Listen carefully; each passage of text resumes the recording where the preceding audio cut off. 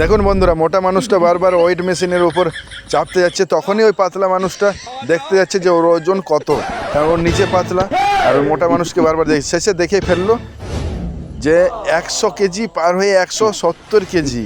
তখন সে হেসে হেসে পাগল, বলছে এই এত মোটা ভুঁড়ি, এত স্ট্রং ম্যান। তখন ও রেগে গেছে। ও রেগে যাওয়ার ফলে ও তখন ওকে মারতে যাচ্ছে, আর মারতে গিয়ে ও এমন একটা জায়গায় ঢুকে পড়বে যে যেখানে ও আর ঢুকতে পারছে না। সেই জায়গাটাতে দেখুন বন্ধুরা, সেই জায়গাটায় আর ও ঢুকতে পারছে না। তাই এরকম মোটা মানুষ কিন্তু সবাই হয়েও না, কারণ নিজের এক্সারসাইজ শুরু করো।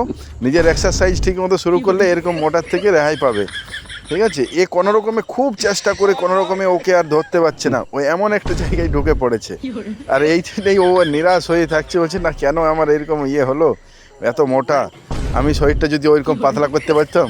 এ বলছে তখন তুই যা, আমার যা করে নেবি করে নে, আমার কিচ্ছু করতে পারবি না, এই নে। আবার ঢুকে পড়লো সে।